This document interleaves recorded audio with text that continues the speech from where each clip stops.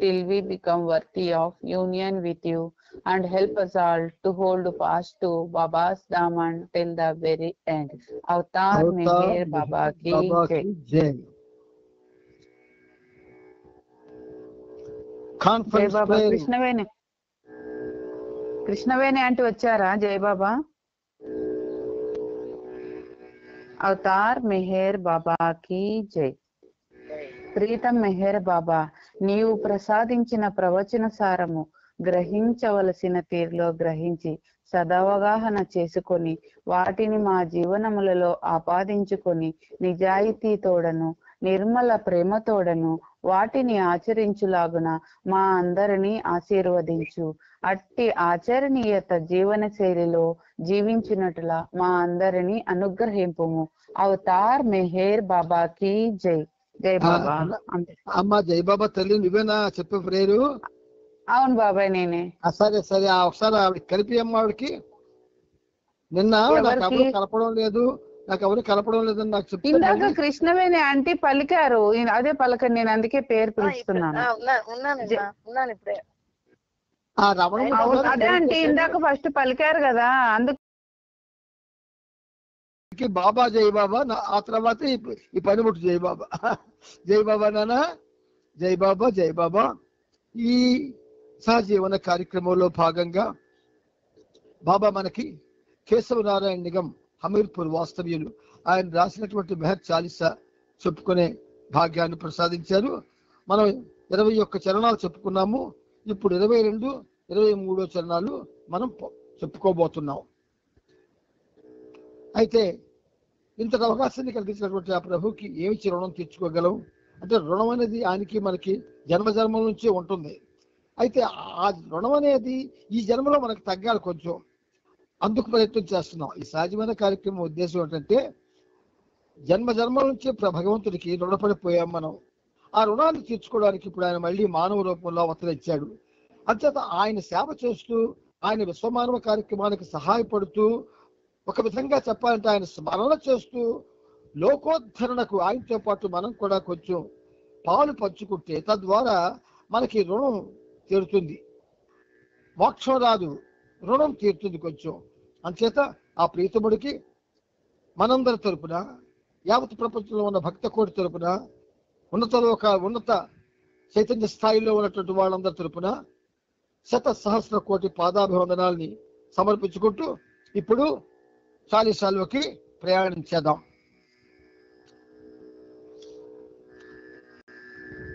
జై బాబా జై అంతర్యామి, జై అనంత జై జగదాధార. జై బాబా జై అంతర్యామి, జై అనంత జై జగదాధార. పూర్ణ బ్రహ్మ సనాతన స్వామి, పూర్ణ బ్రహ్మ సనాతన స్వామి, అఖిల విశ్వ के पालनहार, अखिल विश्व के पालनहार. जय बाबा जय अंतर्यामी, जय अनंत जय जगदाधार.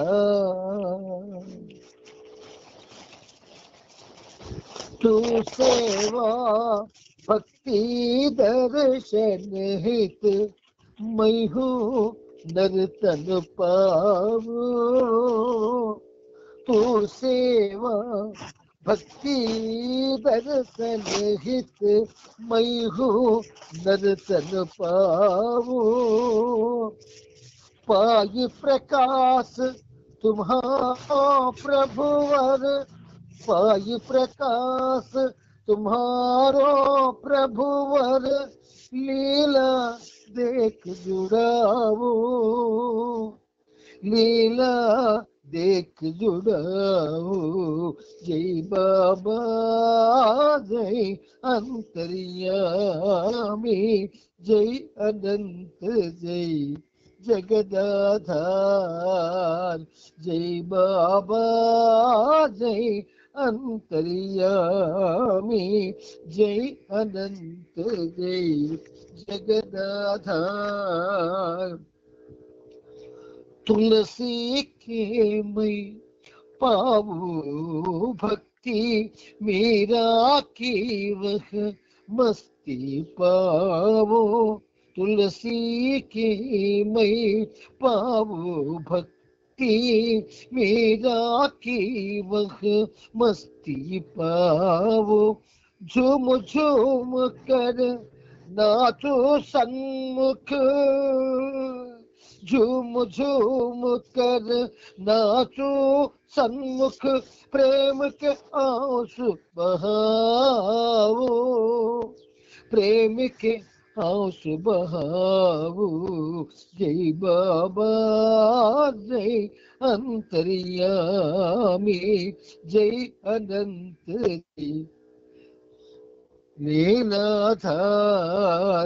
पूर्ण ब्रह्म सनातन स्वामी, पूर्ण ब्रह्म सनातन स्वामी. अखिल विश्व के पालनहार, अखिल विश्व के पालनहार. जय बाबा जय अंतर्यामी, जय अनंत जय जगदाधार. अवतार मेहर बाबा की जय. ఈ రెండు చరణాల్లో ఉన్నటువంటి సాహిత్య పటిమ తెలుసుకుందాం. నేను ఈ జగత్తులో ఎప్పుడూ పుడతాను తండ్రి, నేను ఈ జగత్తులో ఎప్పుడూ పుడతాను తండ్రి. నీ సగుణ రూపమే నాకు ఆధారం కావాలి, నీ సగుణ రూపమే నాకు ఆధారం కావాలి.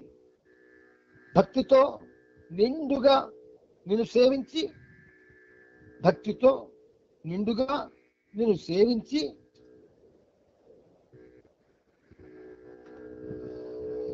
నీ నిర్గుణమున లీనమగుదును అని దీని యొక్క తాత్పర్యం. అయితే ఇక్కడ మనం నిన్నటిదే మళ్ళీ చెప్పుకున్నాం, ఇవాళది మళ్ళీ ఇప్పుడు చెప్పుకుందాం. తు సేవ భక్తి దర్శన హిత మైహు నరతన పావు. భగవంతుడి యొక్క గుణగానాన్ని చేసేటటువంటి భక్తుల యొక్క ఆ చర్యల్ని గమ్మత్తుగా చెబుతున్నాడు మనకి. ప్రేమించుటకే, నీ సేవను చేయుటకే, నిన్ను దర్శించుటకే ఈయన నరజన్మము. నిన్ను ప్రేమించుటకే, నీ సేవ చేయుటకే, నిన్ను దర్శించుటకే ఈ నరజన్మం. అంటే ఇవి కాన్సెప్ట్ ఆఫ్ ది లైఫ్. జన్మ యొక్క పరమ రహస్యం ఇది. అందుచేత అది మనకు తెలియజేస్తుంది. ప్రకాశము అంటే అఖండమైనటువంటి అనంతమైనటువంటి దివ్య తేజస్సు. దాని యొక్క ప్రకాశం ఏదైతే ఉందో అది నేను పొందవలసి ఉంది. నీ లీలలు తెలుసుకొని నేను తరించవలసి కూడా ఉన్నది. ఎందుకంటే నా గురించి నాకు క్షుణ్ణంగా తెలుసు, నీ గురించి నాకు ఏమీ తెలియదు గనక.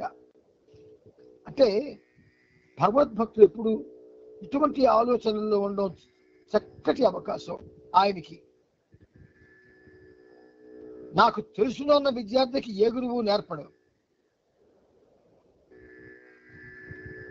చెప్పినా వినకపోతే ఏ గురువు నేర్పడు. విన్నది దాచుకోకపోతే ఆ గురువు హర్షించడు. అంచేత ఈయనకి నిగం, ఆయన బాబా యొక్క ప్రేమను పొందినవాడు కాబట్టి ఆయన ఆ అద్భుతమైన విషయాలు మనకి ఈ 40 సార్లు పెట్టి మనకు అందిస్తున్నాడు. తులసి కీమై పావో భక్తి మేరా కీ వహ్ మస్తీ పావో. తులసీదాసుకి ఏ భక్తి అయితే ఆయన హృదయంలో శ్రీరామచంద్రుడు నింపాడో ఆ భక్తిని నేను పొందాలి. రామచరిత మానసం అది కానీ చదివితే 1000 పేజీల పుస్తకం అది. ఆ 1000 పేజీల్లో కూడా అద్భుతంగా రామాయణం రాశాడు ఆయన. అటువంటి తులసీదాసు యొక్క భక్తిని నేను పొందవలసి ఉన్నది నేను. అలాగే భక్త ప్రపంచంలో మేరా యొక్క స్థానం వేరు. అలాగే గుర్రుక్ అంటే హజరత్ బాబాజాన్ యొక్క స్థానం వేరు.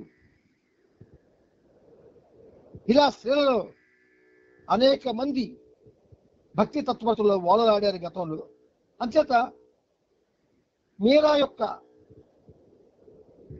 యొక్క పారవస్యం కృష్ణుడి పాట గాని పాడితే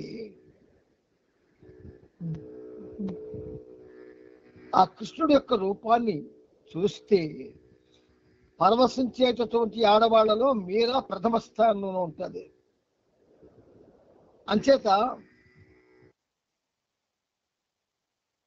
అటువంటి పారవశ్యతకి నేను చేరవలసింది. ఊగుచు నాట్యము చేయుజు సన్నిధి. మనము సహవాసుల్లో ఊగిపోయి నాట్యం చేస్తుంటాం. కాకపోతే మన మీద మనకి ఫుల్గా చక్కటి అవేర్నెస్ ఉంటుంది. కానీ మీరా చేసి పొందినటువంటి ఆ పారవస్యంలో, ఆ నాట్య పారవస్యంలో ఆత్మ తనను తాను కోల్పోతుంది. ఊగుచు నాట్యము చేయును సన్నిధి ప్రేమాశ్రువులను ఒలకబోయుదును. ప్రేమాశ్రువులను ఒలకబోయుదు. కంటికి నీరు రావడం సహజం బాధలు, కానీ పారవస్యంలో నీరు రావడం చాలా అసహజం. అసహజం అంటే ఏమిటి? అది నీరు కాదు. ఎప్పుడైతే ప్రభువుతో ఆనందిస్తుందో ఆ ఆనంద పారవస్యమనే సాగరంలో ఆవిడ ములకలు వేస్తుంది. పురుషుడైనా స్త్రీ అయినా ఆ ములకలు వేయడం వల్ల ఆ నీటి బిందువులు ఆ కళ్ళకు కూడా అందుకొని జాలు వాడతాయి, కన్నీళ్లు కాబట్టి. ఊగుచు నాట్యము చేయుదు సన్నిధి ప్రేమాశ్రువులను ఒలకబోయుచుండు. ప్రేమాశ్రువులు ఎక్కడున్నాయి? మనకి కన్నీళ్ళే ఉన్నాయి. కానీ ఎప్పుడైతే మనల్ని మనం పోగొట్టుకొని ప్రభు సాన్నిధ్యంలో మైమర్చిపోతామో అప్పుడు ప్రేమాశ్రువులు జలజలా రాలతాయి. ఇవి పొందిన వాళ్ళు చాలా చాలా అదృష్టవంతులు, ధన్యులు కూడా. అటువంటి ఈ చాలీసాన్ని మనల్ని చదువుకునే భాగ్యం బాబా ఇచ్చారు. ఒక విధంగా మనం చాలా అదృష్టవంతులు. ఇప్పుడు మనం ఇందులో భాగంగా ప్రవచనాలు చెప్పుకుంటూ ఉన్నాం. ఈ ప్రవచనాలు మనం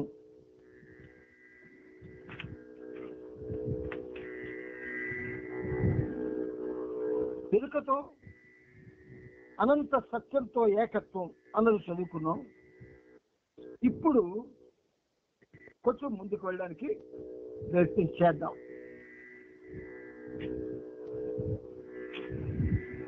ఎరుకతో అనంత తత్వంతో ఏకత్వం.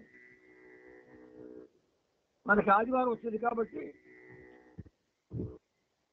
ఇది మళ్ళీ మనం ఈరోజు చదువుకోవాల్సిన పరిస్థితి కలిగింది. బాబా చేశారు. ఒక సద్గురువు ఎరుకతో అనంత సత్యంతో ఏకమై ఉంటాడు. మనం పంచ సద్గురుల పేరు చెప్పమంటే బాబాజాన్, స్వామి మహారాజ్, షిరిడి సాయిబాబా, నారాయణ మహారాజ్, తాజుద్దీన్ బాబా అని టక్క టక్క టక్క టక్క 2 4 2 3 6 చెప్తాం. ఒక సద్గురు గురించి మాట్లాడడానికి కూడా మనకి అర్హత కావలసినటువంటి ఆధ్యాత్మిక స్థితి కావాలి. అంటే ప్రభు చరిత్రం మొదటి వాల్యంలో ప్రారంభం నుంచి సద్గురుల చరిత్రలే మనకు చెప్పబడ్డాయి. అవి మనం చెప్పుకున్నాం, కానీ మర్చిపోయాం. మరుపు అన్నది మానవుడి జన్మ హక్కు. పర్వాలేదు, ఒక్కసారి రికలెక్ట్ చేసుకుంటుండాలా. చూడండి, మనం ఇంట్లో డబ్బు నగలు పెడతాం, చాలా భద్రంగా చిన్నపెట్టల్లో బీరువాల్లో పెడతాం, చాలా జాగ్రత్తగా పెడతాం. కానీ దృష్టి దాని మీదే ఉంటుంది మనకి. ఎవరికి వారు ఇలా గుండె మీద చేసుకోవచ్చు ఆలోచించండి. అంత భద్రంగా పెట్టా దాని మీద మనకి ధ్యాస ఎందుకు? అదే ఎందుకు మనల్ని ఎప్పుడు కూడా టచ్ చేస్తూ ఉంటుంది? దాని మీద మనకున్నటువంటి మోహం, వ్యామోహం. మరి బాబా మీద ఆ మోహము వ్యామోహం కలుగుతుందా? అతని మీద నిరంతరం ధ్యాస ఉంటుందా? అతని కోసం ఆలోచిస్తూ ఉంటామా? అతని నామస్మరణ చేయడానికి అనుక్షణం కూడా ప్రయత్నిస్తూ ఉంటామా? అంటే దీనికి ఎవరికి వాళ్ళని వాళ్ళు ప్రశ్నించుకొని జవాబులు చెప్పుకోవాలి తప్ప ఇక్కడ చెప్పడానికి ఈ పనిముడి దగ్గర ఏమీ లేదు. కాబట్టి సత్యంతో ఏకమై ఉన్నటువంటి ఆ సద్గురువు సామాన్యమైన సద్గురువు కాడు. సద్గురువులకే సద్గురువుడు, ఆచార్యులకే ఆచార్యుడు, యుగ అవతారుడు, మహోన్నతుడు, సర్వోన్నతుడు. అటువంటి సద్గురువు యొక్క ప్రాపులో అంటే మనం ఎవరి ప్రాపులో ఉన్నామో మనకు తెలియాలి. చాలా చిన్న విషయం అది. బాబాలవర్స్ కంటే బాబాలవర్స్ అంటే మనం చాలా బాబాలవర్స్ మొదలను అది చెప్పుకుంటాం కాదు. It's not so easy to utter like that.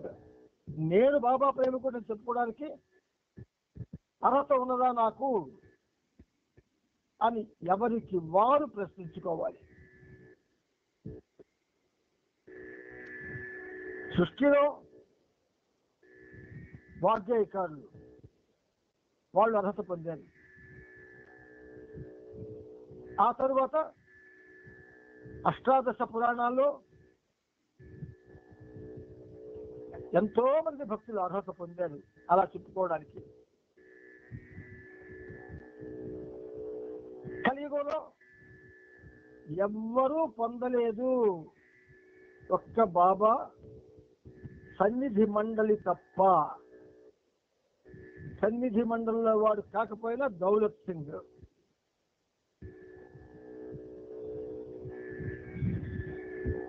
పాప ఆయన తోట నాగేశ్వరరావు గారు విపరీతంగా అన్ని పాపం ఆయన చదివి ఆ విషయాన్ని మనకి అందిస్తూ ఉన్నాడు, వింటున్నాం. కానీ ఆయనేటి అంటే పద్మనాభంగా తనకు ట్రైనింగ్ ఎలా ఉంటుందంటే మనం ఏ పని చేస్తున్నామో ఆ పని మీదే మన యొక్క ఏకాగ్రత పెట్టి చేయాలి, మరికో ఆలోచన చేయకూడదు అన్న ట్రైనింగ్ ఆయన మా అందరికి ఇచ్చాడు ఆయన 1968లో. మరి అప్పటికి గౌరీ, సీత, లక్ష్మి, పెద్దబాబు, చిన్నబాబు వీళ్ళు చదువుకుంటున్నాడు. అయితే ఆ తండ్రి కడుపున పుట్టుకొచ్చి వాళ్ళలో అంతటి ఉత్కృష్టమైనటువంటి ఏకాగ్రత ఏర్పడ్డది. వాళ్ళ కుటుంబంతో సన్నిహితంగా మెలిగి ఆయన యొక్క వచనాలు బాబా ఏవైతే చెప్పారో అవి చెప్పడంలో ఆయన ముఖ్యంగా ఈ పనిముట్టుకు చేసిన మేలు ఎంత అంత కాదు. రాత్రి పాలు కూర్చొని చెప్పేవాడు ఆయన, విసుగు విరామం తిండి కూడా లేకుండా. అసలు ఆయన ఏం చేస్తున్నాడు, ఆయన తండ్రి మాటని అలా పాటిస్తున్నాడు ఆయన. కానీ ఈ పనిముట్టు బాబా ఏం చేస్తున్నాడు, మీకు వివరాలు కూడా విశదీకరిస్తున్నాడు. మరి వివరాలు విశదీకరించడం అంటే దాని ఉద్దేశం ఏంటి, అది మీకు జ్ఞాపకం ఉండాలని. ఒక సినిమా 2 గంటలో 2.25 గంటలో ఉన్నట్టు ఒక సినిమాకు వెళితే మనం జ్ఞాపకం ఏముంచుకుంటాము, ఫైటింగ్లు, పాటలు, సర్కాస్టిక్ డైలాగ్స్ అవే జ్ఞాపకుంచుకుంటాం. ఇప్పుడు మా ఒక్కొక్క బాబా ప్రేమలో అడుగుపెట్టి ఎన్ని సంవత్సరాలు అయిందో ఎవరి వాళ్ళకే రుజువు.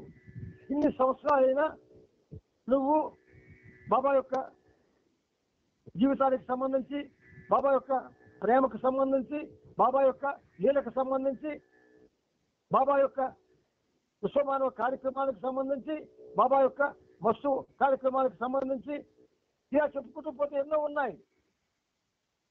ఏదైనా ఒక్కటి జ్ఞాపకం ఉంచుకున్నావా, ఉంచుకోవడానికి ప్రయత్నం చేసావా? మీ మనసుని చెప్పండి, ఓ మనసా మానుము నీ వరస, ఓ మనసా మానుము నీ వరస. ఏమిటి దాని వరస ఏమిటి? నిన్నుగానే బతకనిచ్చి దాని అధీనంలో ఉంచుకొని నీ సంస్కారాలని కోరికలుగా మార్చి ఆ కోరికల వల్ల నువ్వు పడి గిజ గిజ గిజ గిజ తదుకుంటుంటే అది ఎంజాయ్ చేస్తాడు. అది దాని వరుస. అదే నిన్ను ప్రభువు నీకు జ్ఞాపకం లేకుండా చేస్తుంది. అయితే ఒక తెలివైన బాబా ప్రేమికుడు నాతో అంటాడు, మీరే అంటున్నారు కదండి మనసులా చేస్తున్నది, మనం ఏం చేయగలము అన్నాడు. మా ఇంత గొప్ప సరదా వేసింది ఆ జవాబుకి. మనం ఏమి చేయగలం తినడం మాని, మనం ఏమీ చేయలేమని పడుకోవడం మాని, మనం ఏమి చేయడం లేదని డబ్బు సంపాదించడం మాని, మనం ఏమి చేయడం లేదని ఎక్కడికి వెళ్ళడం మానుకో. ఇవన్నీ ఎందుకు చేయవు?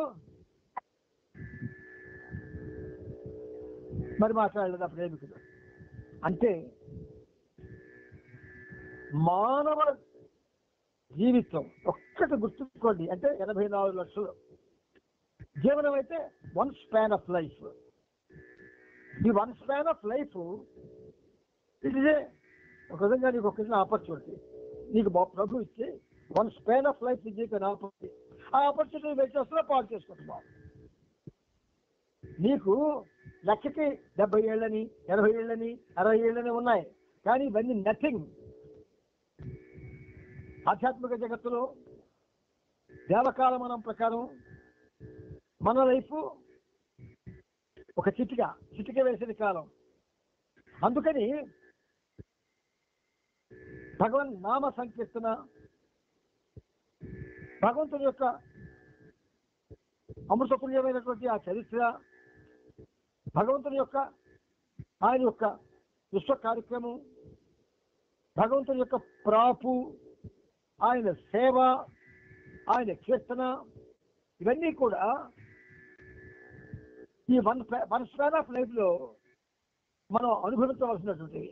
కానీ అలా అవి అనుభవించకుండా సంస్కార సంబంధమైనటువంటి సంస్కారయుతమైన జీవితాన్ని మనం అందరం అనుభవిస్తున్నాం. Yes, okay, all right. మరి అందరం అదే పరిస్థితిలో ఉన్నాం కాబట్టి ఏం చేద్దాం? నిత్య నామస్మరణ చేసుకోండి, నిత్యం నామస్మరణ చేసుకోండి. బాబా బాబా బాబా బాబా బాబా బాబా బాబా బాబా బాబా బాబా అనుకుంటూ ఉండండి. అలా అనుకుంటే యాక్సిడెంట్లు వస్తాయి, అనుభవించండి. అలా నామస్మరణ చేస్తూ ఉంటే రోగాలు వస్తాయి, అనుభవించండి. అలా నామస్మరణ చేస్తూ ఉంటే ప్రియమైన వాళ్ళంతా చచ్చిపోతూ ఉంటారు. అనుభవించండి. ఇవన్నీ అనుభవిస్తూ కూడా ఆయన నామస్మరణ చేస్తూ ఉండండి. అప్పుడు ఆ మహానుభావుడికి, ఆ మహోన్నతుడికి, ఆ సర్వోన్నతుడికి కొంచెం మన గురించి ఆలోచన వచ్చే అవకాశం ఉంటుంది. ప్రేమికులుగా చలామణి అవుతున్న మనం ప్రేమికులం కాం, ప్రేమ కాముకులం. అందుచేత ఒక సద్గురువు ఎరుకతో అనంత సత్యంతో ఏకమై ఉంటాడు. ఆయన విషయంలో చేతనముల మధ్య గల అగాధం గాఢ నిద్రావస్థలో ఉన్న మనిషి విషయంలో జరిగినట్లు ఎరుకపై ఎరుకలేనితనం కప్పబడి ఉన్నట్లుగా కాక, ఎరుకలేనితనం అంటే అచైతన్యం పైన ఎరుక చైతన్యం కప్పబడడం వల్ల పోడ్చబడుతుంది. ఈ సెంటెన్స్ జ్ఞాపకం ఉంచుకోండి. అయిపోయింది అన్నయ్య. అయిపోయింది. పూర్ణ స్థితి చెప్పాలి ఇప్పుడు.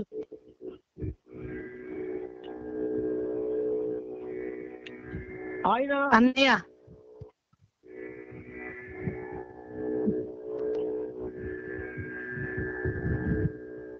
ఒక సద్గురువు ఎరుకతో అనంత సత్యంతో ఏకమై ఉంటాడు. ఆయన విషయంలో చేతనముల మధ్య గల అగాధం, చేతన అంటే ఎరుక ఉన్న స్థితి, అచేతన ఎరుక లేని స్థితి, వీటి రెండింటి మధ్య అగాధం ఉంది. అది గాఢ నిద్రావస్థలో ఉన్న మనిషి విషయంలో జరిగినట్లు ఎరుకపై ఎరుకలేనితనం కప్పబడినట్లు కాకుండా, ఎరుకపై ఎరుకలేని కప్పబడినట్లుగా కాగా, నిద్రావస్థలో ఏమవుతుంది? ఎరుక ఉందాటి మీద వాడికి, కానీ దాని మీద ఎరుక లేని పరిస్థితి కప్పబడిపోతుంది. అలా కాకుండా అచైతన్యం అంటే చైతన్యం అనేది చైతన్యం లేని పై చైతన్యం కప్పబడడం వల్ల అది పొచ్చబడిపోతుంది. ఇది ఈ పొచ్చబడుట అన్నది ఎన్ని జన్మల నుంచి జరుగుతూ ఉన్నదో, లెక్కలేనన్ని జన్మలు.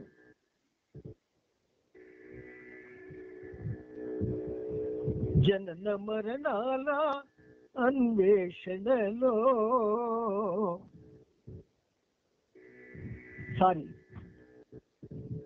జన్మ జన్మాల అన్వేషణలో జనన మరణాల మజిలీలెన్నో, జన్మ జన్మాల అన్వేషణలో జనన మరణాల మజిలీలెన్నో. ఎన్ని జన్మలైనా ఇలాగా గడిపిస్తాం మనం. అది మనం చేయకుండా మనకి బాబా ఏం చేశారంటే, ఒక ప్రేమ అనే ఒక బంధాన్ని తెప్పించారు. ఆయనకి ప్రేమించడానికి ఈ ప్రపంచంలో మనుషులు లేరేమిటి? మనమే ఉన్నామా? కాదు. కమాలంటూ మీ అని ఆయన పిలుపుని ఖాతరు చేసి ఆయనని కావాలనుకొని ఆయన్ని ప్రేమించడానికి ప్రయత్నం చేస్తూ ఆయన పేట అనేక కార్యక్రమాలు చేస్తూ ఆయన పేట మెహరాబాద్ వెళుతూ ఆయన పేట సహవాసం చేసుకుంటూ ఇవన్నీ చేస్తూ నిద్రావస్థలోనే ఉంటున్నాం మనం. అదే మన దురదృష్టం.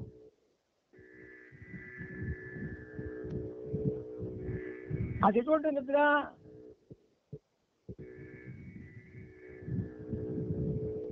ఎరుకపై ఎరుక లేనితనం కప్పబడిపోతుంది. కాదు, ఎరుకపై ఎరుక లేనితనం కప్పబడిపోతుంది. ఎందుకలా? దానికి అవకాశం ఇస్తున్నాం మనం. నువ్వు బాబా తలంపులో ఉండడానికి నీ బుద్ధి నీకు సహకరించుకుంటుంది, నీ కోరికలు సహకరించుకుంటున్నాయి, నీ ఆలోచనలు సహకరించుకుంటున్నాయి, నీ ప్రయత్నం సహకరించుకుంటుంది. ఏమి వాట్ హ్యాపెండ్ వాటన్నిటికీ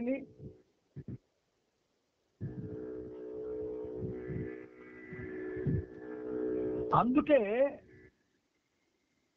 పురాణ కాలంలో, సనాతన కాలంలో శివరాత్రిని జాగరణకు పెట్టారు ఆ పూర్వీకులు. జాగరణ అంటే జాగృతితో భగవంతుడితో ఉండడం. మనమేం చేస్తున్నాము? శివరాత్రి అందరూ పడుకోవడం మానేస్తున్నాము. సగం మంది రోడ్ల మీద తిరుగుతున్నారు, సగం మంది సినిమా హాల్లో ఉంటున్నారు, సగం మంది రకరకాలుగా కాలక్షేపాలు చేసుకుంటున్నారు. కానీ ఆయన మనకు అలవాటు చేయడం కోసమే, నిద్రపోకుండా భగవంతుడితో ఉండడం ఎలాగో ఆ చర్యను అలవాటు చేయడం కోసమే సనాతనుల చేత ఆ పని చేయించాడు.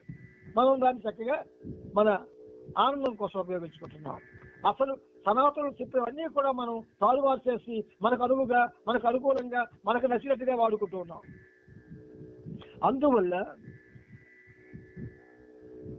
నిద్రావస్థలో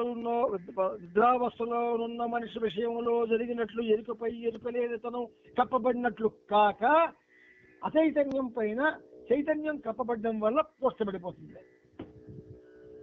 మరి రాదు చైతన్యం బయటికి. దీని నుంచి మనం బయటపడిపోవాలా? ఖచ్చితంగా బయటపడాలి. కొన్ని కార్యక్రమాలు చేయడం వల్ల బయటపడడానికి అవకాశం ఉంటుంది. మరి ఇప్పుడు మనం చర్చలో ఉన్నాం కనుక అటువంటి కార్యక్రమాల గురించి మీతో ఇప్పుడు ప్రస్తావన చేసిన సమయం కాదు అది. మనం తర్వాత మనం అందరం కలుసుకునే రోజు ఏదైనా వస్తే ప్రత్యక్షంగా మీకు కొన్ని చెప్పి అది అలవాటు చేస్తే దానివల్ల మీరు ఎన్ని గంటలైనా బాబా చూడగలుగుతారు. కోరికలు ఖచ్చితంగా మీరు పోగొట్టుకుంటారు. ఏ అరిషడ్ వర్గాలైతే మనం పీడిస్తున్నాయో, సంస్కారాలు అయితే పీడిస్తున్నాయో వాటిని తగ్గించుకోగలుగుతారు. ప్రాక్టికల్గా చేయాలని. సరే, అవతార్ మెహర్ బాబాకి జై. మనం ఇక్కడ కాపుకున్నాము ఇవాళ. అందుచేత కొన్ని మనకు చాలా టైం, యాక్చువల్గా ఈ టైము మరి ఇంతకన్నా ఎక్కువ మనం స్పేర్ చేయడానికి మనకు అవకాశం లేదు కాబట్టి మనం ఇలా సరిపెట్టుకోవడమే. విన్నారా?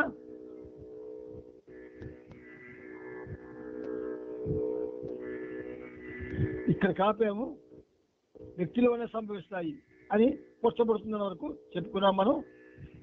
ఆ తర్వాత మిగతాది రేపు చెప్పుకుందాం.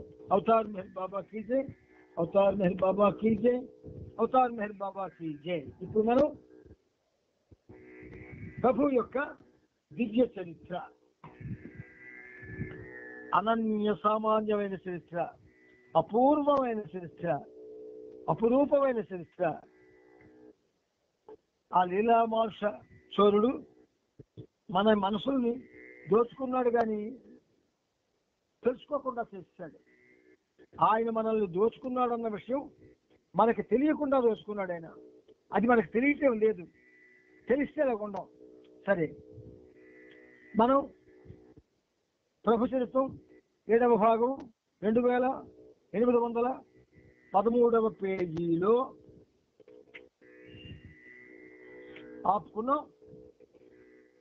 ఆ ఆపుకున్న పేర ప్రారంభించి ముందుకింకా ప్రయాణం చేయడానికి ప్రయత్నం చేద్దాం. ఉత్సవం ముగిసేసరికి ఆయన దివ్య వ్యక్తిత్వం దానికి నేను పొందిన అనుభూతికి ఎంతో ముగ్ధున్నయ్యాను. నేను తిరిగి వెళ్ళిపోయే ముందు నా భక్తి ప్రపత్తులు ప్రకటించుకోవాలన్న నా అంతఃప్రేరణను అణుచుకోలేకపోయాను. కానీ బాబా అంతకు ముందే ఆదేశించినట్లు మేమిక ఎంత మాత్రము ఆయన్ను చూడడానికి వీల్లేదు. ఆ చోటు నుండి బయలుదేరి వెళ్ళిపోవాలి. ఈ సమావేశం నా జీవితంలో పెద్ద మలుపు. అంటే ఒక విధంగా ప్రభు మనకి ఎవరు చెప్పినా వినే పరిస్థితి ఇచ్చింటే మన ప్రతి వాళ్ళకి కూడా కొంచెం మనం రెస్పాండ్ అయ్యేవాళ్ళం. కానీ ఇప్పుడు ఈ సమావేశం నా జీవితంలో ఒక పెద్ద మలుపు. ఫిబ్రవరి 5 ఆదివారం నాడు సాంజీ గుస్తాజీ సావకత్వాలను వెంటబెట్టుకొని బాబా మళ్ళీ మస్తుల సాంగత్యం గురించి జైపూర్ నుండి ఢిల్లీకి బయలుదేరారు. వారికన్నా ముందుగా కాకాబరియా బయలుదేరాడు. జాల్కేర్వాలా కూడా వాళ్ళందరినీ ఢిల్లీలో కలుసుకున్నాడు. ఢిల్లీ నగరానికి ఆధ్యాత్మిక ప్రతినిధి అయిన హఫీజ్జీ నబీనాతో బాబా జరిపిన సాంగత్యం ఎంతో విశిష్టమైంది. ఈ హఫీజ్జీ నబీనా అన్నటువంటి వాడు చాలా గొప్పవాడు. బాబా జరిపిన సాంగత్యం ఎంతో విశిష్టమైంది, ఎంతో ఉన్నతంగా గౌరవాన్ని అందుకునే హఫీజ్జీ నబీనా అంధుడు, నగ్నంగా ఉండేవాడు. చూపు లేకపోయినా పాత ఢిల్లీ నగరం అంతా ఎప్పుడు వెళ్ళాలనుకుంటే అప్పుడు తనకు తానుగా నడుచుకుంటూ వెళ్ళేవాడు. అతని గురించి చెప్పుకునే ఆశ్చర్యకరమైన కథలు, అద్భుతాలు ఎన్నో ఉన్నాయి. ఢిల్లీలో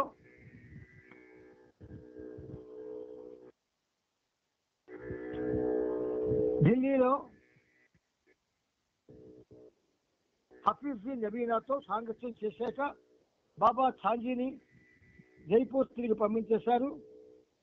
బాబా సహరన్పూర్, లక్నో మరియు బెనారస్కు ప్రయాణమయ్యారు.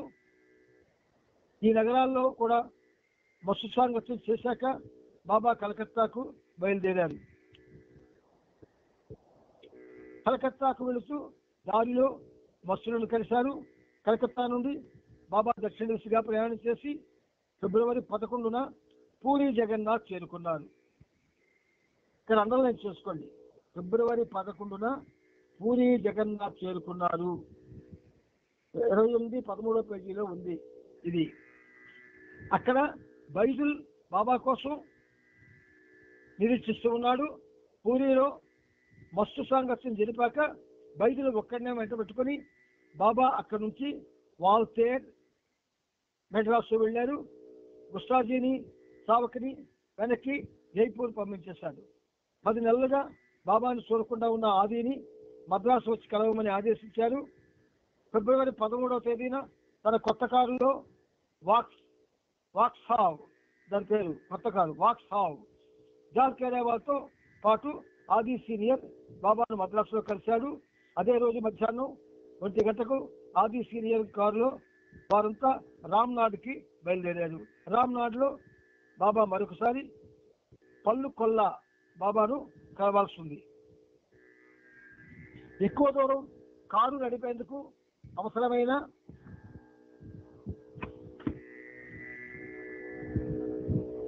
శక్తి అందించడానికి ఆది సీనియర్ కోరిన సార్లు బాబాకి తేనీటిని అందించారు.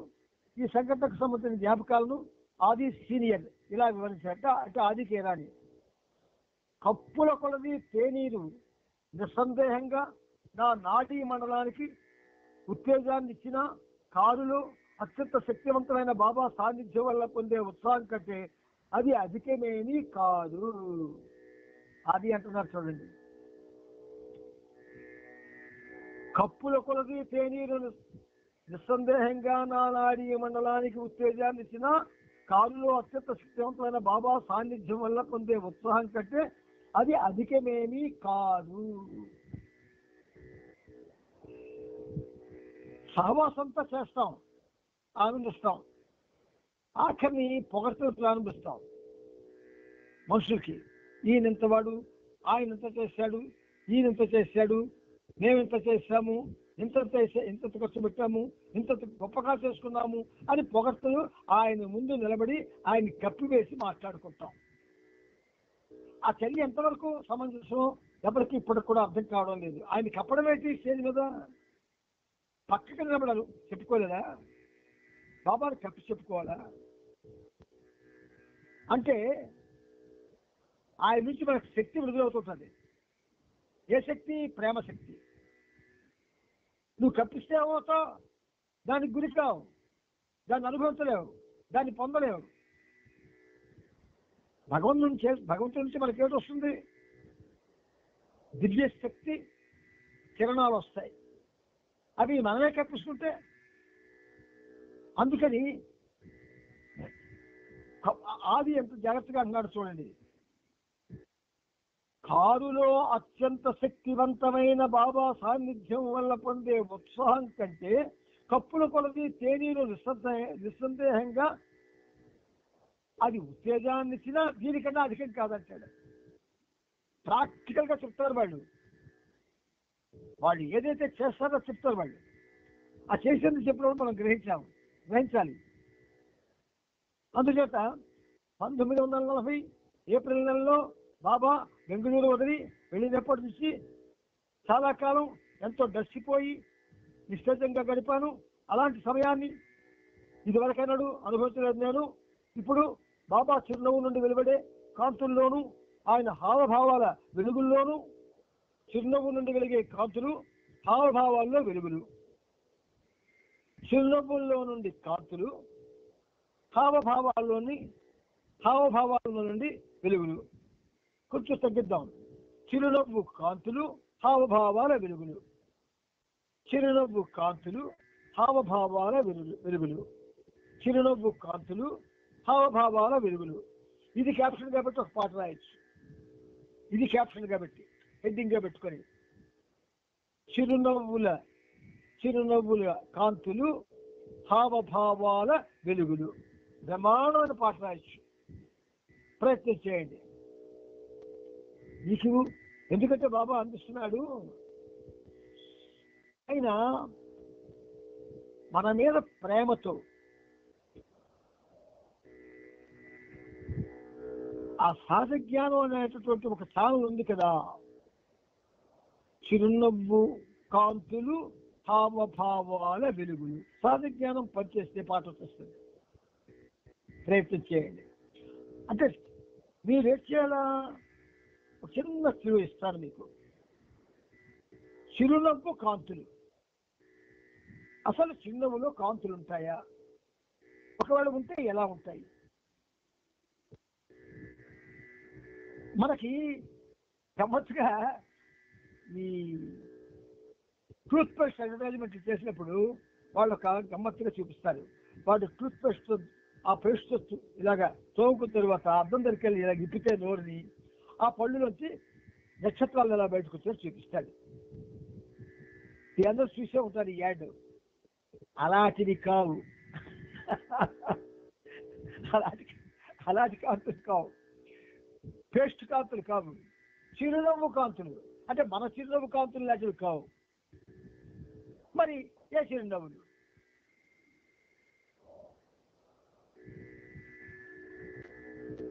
అది మీకు సబ్జెక్ట్.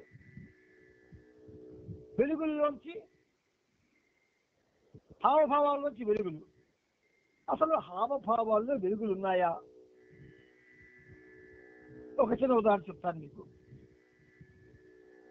పెళ్లి చూపులు కని పెళ్లి కొడుక్కి పెళ్లి కూతురికి కదా ఒక ప్రదేశంలో ఏర్పాటు చేశారు, ఒక ఇంట్లో ఏర్పాటు చేశారు, చూసుకున్నారు.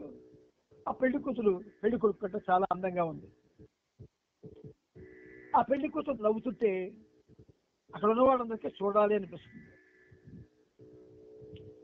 పెళ్లి కొడుకు నవ్వుతున్నాడు కానీ అప్పుడు ఆయన నవ్వు ఎవరిని ఆకర్షించలేదు. ఆ పెళ్లి కూతురు నవ్వు మాత్రం అందరినీ ఆకర్షిస్తుంది. అక్కడ ఉన్న వాళ్ళందరినీ. చివరికి ఆ పెళ్లి చూపుల కార్యక్రమం ముగించి వెళ్ళిపోతున్నప్పుడు, అమ్మా నీ నవ్వు చక్కగా ఉంది తల్లి, అలాగే నవ్వుతుందమ్మా అని ఒకరు, ఇంకొకరు అమ్మ నువ్వు నవ్వుతుంటే నా బాధంతా మర్చిపోయానమ్మా, చక్కటి నవ్వు తల్లి నీది అని ఇంకొకరు, అమ్మ నువ్వు నవ్వుతుంటే నాకేదో లోకాల్లో కలిపినట్టు అనిపిస్తుందమ్మా అని ఇంకొకరు. ఇలా రకరకాలుగా నన్ను గురించి మాట్లాడుతూ ఆవిడని మెచ్చుకొని వెళ్ళిపోయారు. ఇవన్నీ విన్నాడు పెళ్లి కొడుకు. కానీ వాడికి ఆ నవ్వు మీద ఏకాగ్రత లేదు, ఆ ముఖం మీదే ఉంది. మనకి బాబా ముఖం చాలా ఇష్టం. ప్రత్యేకించి ఆ హావభావాలు కానీ ఆ నవ్వులు కానీ మనం ఎప్పుడు తెలుసుకోవడానికి ప్రయత్నం చేయలేదు. చెయ్యండి. చిరునవ్వు కాంతులు హావభావాల వెలుగులు. కొంచెం కానీ పరిశ్రమ చేస్తే హావభావాల్లోంచి ఎటువంటి వాళ్ళు ఏమిటి అనుభవించారో మనకి ఇందులో ఉంది. ఈ ప్రభు చరిత్రలో చిరునవ్వులోంచి ఎవరి ఏమిటి అవన్నీ ఉన్నాయి. పోనీ వెతకొద్దు. బాబా పాదాల దగ్గర కూర్చొని, నాయన చిరునవ్వు వెలుగులు, హావభావాల చిరునవ్వు కాంతులు, హావభావాల వెలుగుల మీద ఇవాళ ఒక డైరెక్షన్ ఇచ్చే పాట రాయమని, నాకు సబ్జెక్ట్ ఇవ్వు అని కూర్చోండి. కనీసం 2-3 గంటలు కూర్చోవాలా బాబా దగ్గర. కూర్చొని అదే తలంపుతో బాబా నామం చేయండి. సబ్జెక్ట్ ఆయన ఇచ్చేస్తాడు. ఇందులో మరి ఏమి మీరు అనుమానపడక్కర్లేదు. 2-3 గంటలు ఆయన దగ్గర స్ప్రెడ్ చేసి, బాబా నేను చిరునవ్వు కాంతుల గురించి, హావభావాల వెలుగుల గురించి రాయాలని నీ నుంచి ఒక డైరెక్షన్ అందుకున్నాను. మరి నాకు సబ్జెక్ట్ కావాలి కదా, నాకు ఎవరో ఇస్తే నాకు నచ్చదు, నువ్వే రాస్తానండి. 2-3 గంటలు కూర్చోండి. 2-3 గంటలే అని అనుకోకండి. ఎప్పుడు వీలైతే అప్పుడు కూర్చోండి. ఎప్పుడు కాకపోతే నిద్ర కొంచెం తగ్గించుకొని ఆ 2-3 గంటలు ఆ నిద్ర సమయాన్ని బాబా కేటాయించాడు. సో బాబా చిరునవ్వు నుండి వెలువడే కాంతుల్లోనూ, హావభావాల వెలుగుల్లోనూ, అక్షర పలకం ద్వారా వెలువరించే బాబా ప్రేమపూరిత వ్యాఖ్యల్లోనూ నా విషాదం అంతా కరిగిపోయింది అన్నాడు. చూడండి, ఒక్కోసారి చూస్తారు. ఇక్కడ రామరావణ యుద్ధం అయిపోయింది. సీతమ్మ రాముడి దగ్గరికి వచ్చేసరికి అగ్ని పరీక్ష పెట్టాడు. అగ్నిదేవుడు స్వయం, రామ నీ భార్య సీత మహోన్నతమైనటువంటి ప్రేమమూర్తి లక్ష్మీదేవి, ఆమెకి నన్ను పరీక్షించమంటావు తండ్రి, నన్ను క్షమించు అని చెప్పి ఆమెను అప్పచెప్తారు. అప్పుడు సీతాదేవి రాముడిని చూసి ఒక నవ్వు నవ్వింది. ఆ నవ్వు 1.5 ఏళ్ల లంకలో ఉన్నప్పటికీ కూడా ఏనాడు నవ్వనటువంటి సీతమ్మ వారి ఆ నవ్వు అక్కడ ఉన్న మొత్తం అందరినీ కూడా సమ్మోహనం చేసింది. అంచేత విషాదమంతా కరిగిపోయిందట అందరికీ.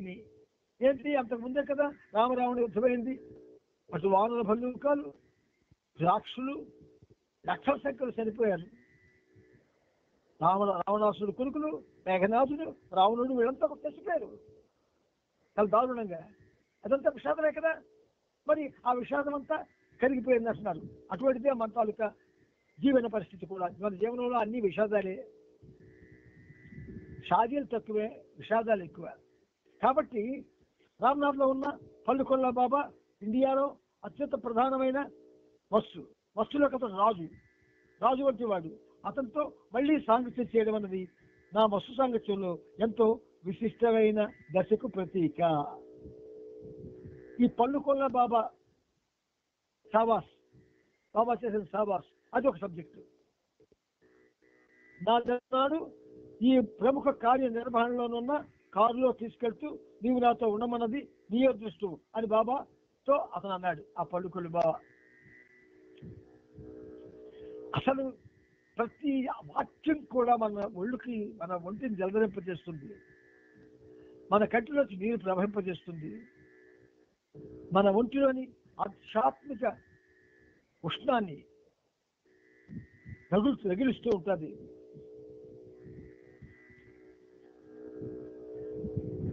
బాబా రాత్రంతా ప్రయాణం కొనసాగించి 9 గంటలకు కృష్ణాపల్లి చేరుకొని విశ్రాంతి కోసం తెల్లవారుజామున 3 గంటల నుండి 6 గంటల వరకు ఒక డాక్ బంగ్లాలో ఆగాడు. బాబాకు దగ్గర వరండాలో బయలుదేరి నిద్రపోయాడు. ఆది సీనియర్ జాల్ వీరిద్దరూ కారులోనే పడుకున్నారు. అక్కడి నుంచి మళ్లీ బయలుదేరి ఫిబ్రవరి 14 శుక్రవారం ఉదయం 8 గంటలకు కీలక్కరై అనే చోటుకు చేరుకున్నారు.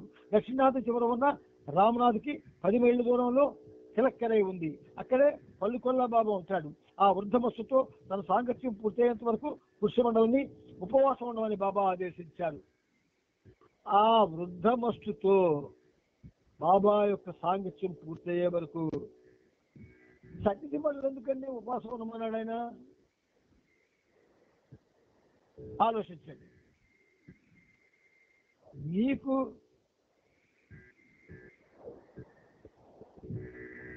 ప్రవచనాలు ఒక అనుభూతిని ఇస్తాయి. బాబా చరిత్ర అనుభూతులు అందిస్తూనే ఉంటుంది. అంచేత పురుషులను ఎందుకు ఉపవాసం అన్నాడు బాబా. ఒక్కసారి ఆ పళ్ళు కొన్న బాబాతో బాబా చేసిన సాంగత్యాన్ని చదివితే ఖచ్చితంగా ఒక పాట వచ్చేస్తుంది. పళ్ళు కొన్న బాబాకు కొద్దిగా ఆహారం తినిపించి బాబా అతనితో పాటు కూర్చున్నారు. ఆ సాంగత్యం 10 నిమిషాలు మాత్రమే జరిగింది. అయినా తనకెంతో సంతృష్టి కలిగిందని బాబా తెలియజేశాడు. తక్కువసేపు సాంగత్యం చేసినా ఎక్కువ సంతృష్టి పొందారు బాబా. తక్కువ దేని గురించి ఉన్నా మనం ఎక్కువ దాన్ని తెలుసుకొని ఎందుకు మండలిని ఉపవాసం ఉండమన్నారు గ్రహించి చక్కని గీతాన్ని రాస్తే మనం చాలా ఈ మెహర్ బాబా లోకానికి ఉపకారం చేసిన వాళ్ళం అవుతాం. సాధు పురుషుడైన ఆ బస్సు నిజానికి 6-7 భూమికల మధ్య చాలా ప్రత్యేకమైన స్థితిలో ఉన్నాడని చెప్పారు బాబా. వెంటనే ఉదయం 9 గంటలకు మద్రాసుకు తిరుగు ప్రయాణం ప్రారంభించి అర్ధరాత్రి సమయానికి చేరుకున్నారు. ఆలయం తిరిగి కారులో బెంగళూరు వెళ్ళమని ఆదేశించారు. బైదుల్, జాల్, కేరావాలా వీరిద్దరిని వెంట పెట్టుకొని బాబా రైల్లో చందాకు బయలుదేరారు. చందాలో దట్టమైన అడవిలో నివసిస్తున్న లోహేవాలా బాబా అనే 5వ భూమికుల బస్సుతో సాంగత్యం చేశారు. రైల్వే డిపార్ట్మెంట్ పాత సామాన్లు పనిముట్లు నిల్వ చేసే ప్రాంతం నుండి ఈ మస్తు ఇనుప ముక్కలు ఏరి వాటిని అడవిలో చెట్ల భాగంలో ఎత్తుగా వేలాడదీసేవాడు. బాబా నాగపూర్ వెళ్ళి అక్కడి మస్తుల్ని కలిశారు. అక్కడి నుంచి ఢిల్లీకి రైల్లో ప్రయాణం అయ్యారు. ఫిబ్రవరి 18న ఢిల్లీలో బాబా పురుషమండలి చార్లీ చాప్లిన్ నటించిన ది గ్రేట్ డిక్టేటర్ అనే సినిమా చూసేందుకు వెళ్ళారు. బాబాకు ఆ సినిమా ఎంతో బాగా నచ్చింది. ది గ్రేట్ డిక్టేటర్ అనే సినిమా చార్లీ చాప్లిన్ చాలా చిన్నతనంలో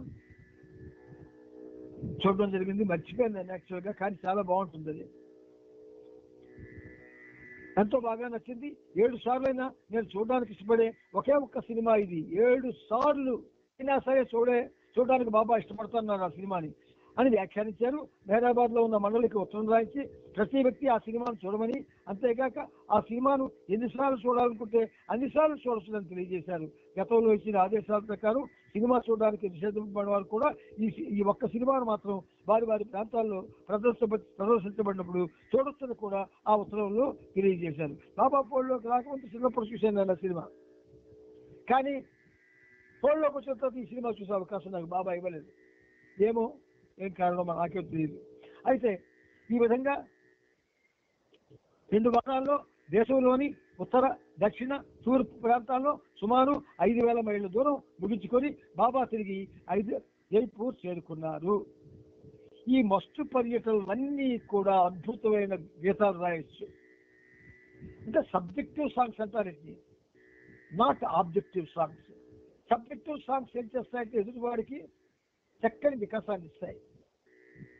ఆబ్జెక్టివ్ సాంగ్స్ వికాసాన్ని వినోదాన్ని కలిగిస్తాయి. అంతేత సబ్జెక్టివ్ సాంగ్స్ మిగిలిన బాబా నా ద్వారా మీకు ఎన్కరేజ్ చేస్తున్నారు. బాధాకరం కాకపోయినా ఎంతో అలసటతో కూడిన ఈ ప్రయాణం కూడా బాబా రైల్లో ప్రతి రాత్రి జనంతో చూడే 3వ తరగతి డబ్బాలోనే గడిపారు. పగటిపూట అదే పనిగా బస్సుల కోసం తిరగడంతో విశ్రాంతి ఉండేది కాదు. రామ్నాథ్, మద్రాసుల్లో ఎండవేడి మనుషులను కాల్చి మార్చేయడం తీవ్రంగా ఉండేది. ఇండియాలో యుద్ధ సమయంలో ప్రయాణం చేసేటప్పుడు మామూలు ఇక్కట్లతో పాటు బాబా లక్నో పట్టణం చేరేటప్పటికీ అక్కడ అల్లర్లు చెలరేగాయి. బాబా వెళ్ళిన కలకత్తా, ఇతర ప్రదేశాల్లో కూడా ఆ సమయంలో ప్రజలు ఆందోళనలు జరుగుతున్నాయి. వస్తువుల పట్ల మెహర్ బాబాకున్న ఆ గొప్ప ప్రేమను గురించి ఎవరికి తెలుస్తుంది? వస్తువులపై మెహర్ బాబాకు ఉన్న ఆ గొప్ప ప్రేమను గురించి ఎవరికి తెలుస్తుంది? వస్తువులపై బాబాకున్న గొప్ప ప్రేమ ఎవరికి తెలుస్తుంది? వస్తువులపై బాబాకున్న ప్రేమ ఎవరికి తెలుస్తుంది? అది చాలా గొప్పది. ఏమిటది? వేఫేరస్ అనే పుస్తకం ఉంది, బాటసార్లని. ఆ పుస్తకం ఇంగ్లీష్లో తెలుగులో ఉంది. అదొకసారి చదివితే భక్తుల పట్ల మెహర్ బాబాకు ఉన్న ఆ గొప్ప ప్రేమ గురించి ఎవరికి తెలుస్తుంది అన్నటువంటి ఈ విషయం మీద ఒక 20 గీతాలు రాస్తారు మీరు. ఏమిటి అంత సబ్జెక్ట్ అంటే అంత సబ్జెక్ట్ ఇది. నా వయసు అయిపోయింది, పెద్దబండి అయిపోయాను, అన్ని రకాల సంకటాలు వచ్చాయి శరీరానికి, కూర్చోలేకపోతున్నాను, రాయలేకపోతున్నాను కూడా. అవి రాస్తున్నందు వల్ల వేళ్ళు చిన్న వణుకు పుడుతూ నొప్పి పెడుతూ రాయనివ్వకుంటున్నాయి. అయినా బాబా రాయించడం మానడం లేదు. అంచేత మీరు నాకన్నా బెటర్గా ఉన్నారు కాబట్టి ఆలోచించండి. అసలు ఈ విషయంలో మీకు ఇలా చెప్పేవాడు కూడా మీకు లభించదు. కానీ బాబా మీకు నన్ను జతపరిచింది. అందుకే మీ ద్వారా ఒక యాంగిల్లో బ్రహ్మాండ కార్యక్రమాన్ని చేయాలనుకుంటున్నాడేమో. మస్తుల పట్ల మెహర్ బాబాకున్న ప్రేమ, ఆ గొప్ప ప్రేమ గురించి ఎవరికి తెలుస్తుంది? ఒక మస్తులు కలవాలంటే వేల కొద్ది మైళ్ళు రైల్లోనూ కారులోనూ నడిచి ఎడ్ల బండ మీద గుర్రాల మీద వంటల పైన ఎండ వాన చలి లెక్కలేకుండా ఆకలి తప్పుడు విశ్రాంతి లేకుండా అతి ఘోరమైన అసౌకర్యాల మధ్య బాబా ప్రయాణం చేసేవారు. ఇది సబ్జెక్టు మీకు, ఇది ఒక సబ్జెక్టు. అంటే 28-18 పేజీ 2815 పేజీలో ఈ పేరా అంతా కూడా మీకు సబ్జెక్టే. ఈ పేరా అంతా కూడా, ఈ 2 పేరాలు మీకు సబ్జెక్టే. అంచేత కనీసం కొన్ని గడియల విశ్రాంతి కూడా సాధ్యమయ్యేది కాదు. వస్తువులతో తనకున్నటువంటి సంబంధం మెహర్ బాబాకి మాత్రమే తెలుసును. ఇక్కడ బాబా ఒక చిన్న కవితలాగా ఇచ్చారు. మెహర్ బాబా పొందే ఒకే ఒక్క విశ్రాంతి తాను ప్రేమించే వారికి చేసే సేవ ద్వారానే లభించేది. అండర్లైన్ చేసుకోండి. మెహర్ బాబా పొందే ఒకే ఒక్క విశ్రాంతి తాను ప్రేమించే వారికి చేసే సేవ ద్వారానే లభించేది. మెహర్ బాబా పొందే ఒకే విశ్రాంతి తాను ప్రేమించే వారికి చేసే సేవ ద్వారా లభించేది. ఎవరికి ప్రేమించాడని? ఎక్కువగా మస్తుల్ని ప్రేమించాడు. వాళ్ళకు స్నానం చేయించడం, క్షమరం చేయించడం, భోజనం పెట్టడం, వారి పాదాలను ఒత్తడం, శరీరాన్ని వర్ధన చేయడం, వారి ప్రతి చాపల్యాలని కోరికల్ని తీర్చడం, వీటితోనే బాబా విశ్రాంతిని పొందేవాడు. బాబా పొందే అలసట అంతటికి అదే విరుగుడుగా పనిచేసే సంజీవని లాంటి ఔషధం. ఈ అవతారంలో విష్ణు కార్యక్రమమే అత్యంత విశిష్టమైనది, బ్రహ్మాండమైన సబ్జెక్టు గీతాలు రాయడానికి.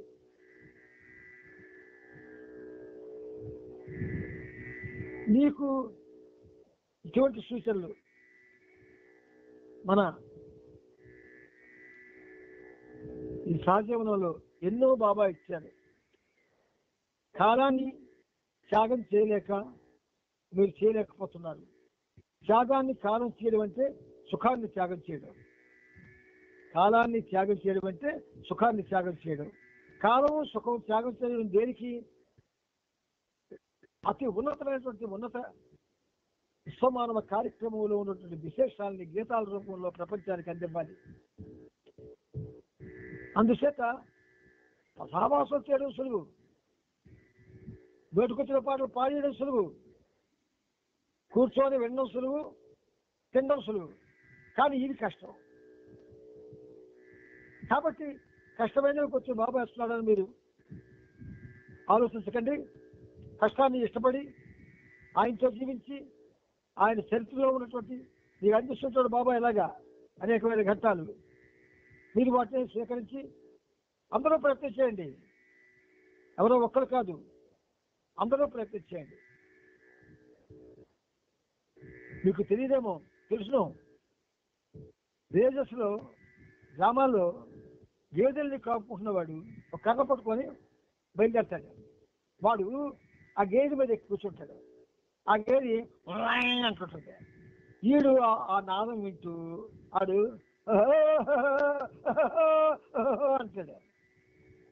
ఈడు బోహో అది వాయ్, ఈ 2 కష్టాలు ధ్వని అవుతుంది. ఆ ధ్వనిలో ఆడు ఏం చేస్తాడు? కొంతసేపు పాటలు పాడతాడు, గమ్మత్తుగా పాడతాడు. మీరు విన్నారో లేదో నాకు తెలియదు, కానీ ఆ పాటలు అవి ఎలా ఉంటాయంటే పల్లె పదాల్లాగా ఉంటాయి, జానపదాల్లాగా ఉంటాయి. కానీ వాడు చాలా గమ్మత్తుగా అరస్వరాలతో పాడతాడు. అరస్వరాలు అంటే షడ్జమం ఉందనుకోండి, దాన్ని ఫుల్ నోట్ కాకుండా హాఫ్ నోట్ పెడతాడు. అలాగే ప్రతి స్వరం యొక్క హాఫ్ నోట్లతో ఆ రాగం తెస్తాడు. అది నాలెడ్జ్ ఉన్న వాళ్ళకి చెప్తే అర్థమవుతుంది, సంగీతం బాగా తెలిసిన వాళ్ళకి అర్థమవుతుంది, సంగీతం తెలియని వాళ్ళకి అర్థం కాదు. కాబట్టి అటువంటి గేదె మీద కూర్చున్నటువంటి ఆ పశు బాలకుడే పాడినప్పుడు మనం పాడి గీతాలు రాయగలం. మీ అందరికీ నా ద్వారా బాబా ఉత్సాహాన్ని ఇస్తున్నాడు. అందరూ ప్రయత్నించండి, అందరూ ప్రయత్నించండి. కాకపోతే ఆ ప్రయత్నం ఎలా ఉండాలంటే మీరు బాబాతో ఉండాలి, బాబా దగ్గర కూర్చోవాలి. మామూలుగా ఎందుకు కూర్చోవడం, ఆయన దగ్గర కూర్చోండి. ఇదిగో ఈ సబ్జెక్ట్ వచ్చింది, నాకు రాయమని నీ దగ్గర నుంచి డైరెక్షన్ వచ్చింది, ఆయన దగ్గర నుంచి నీకు డైరెక్షన్ వస్తుందమ్మా, ఈ పనిముట్టు నుంచి కాదు. ఆ డైరెక్షన్ పాటించండి, ఆయన దగ్గర కూర్చోండి. సబ్జెక్ట్ వచ్చిందా 6 గంటలో సరే. అయితే సబ్జెక్ట్ వచ్చే వరకు నామం చేయండి. ఆయనతో ముందు చెప్పండి, ఈ సబ్జెక్ట్ రాయనన్నారు అని నామం చేసుకోండి, నామం ప్రారంభించండి. నువ్వు చెప్తే నేను వెళ్తాను, లేకపోతే నేను వెళ్ళను బయటికి, నీ దగ్గర కూర్చుంటున్నానండి, తప్పకుండా వస్తుంది. అయితే పుస్తకం చూడండి, సబ్జెక్ట్ మరి పుస్తకం చూడకుండా ఎలా రాస్తారు, పుస్తకం చూడండి. ఏవేవి పాటకి అనుగుణంగా ఉన్నాయి ఆ ఘట్టాలు తీసుకోండి. ఒక 20 ఘట్టాలు వచ్చాయనుకోండి, పాట అయిపోయింది మీకు. అది సులువు. అంటే మీరు ఏంటి పుస్తకాలు చూసి చదవడం ఎలాగైతే చదువుతారు, పుస్తకాలు చూసి గీతాలు కూడా అలాగే రాయండి. ది బెస్ట్ హ్యాబిట్ అది, ది బెస్ట్ హ్యాబిట్ అది. అది మీకు ఎన్ని అద్భుతాలను చేస్తుందంటే మీ హృదయాల్లో, అది మీరు అనుభవిస్తే నాకే చెప్తారు. అంచేత అవతార్ మెహర్ బాబా కీ జై, అవతార్ మెహర్ బాబా కీ జై, అవతార్ మెహర్ బాబా కీ జై. అవతార్ మెహర్ బాబా కీ జై. జై బాబా అందరికీ. జై బాబా.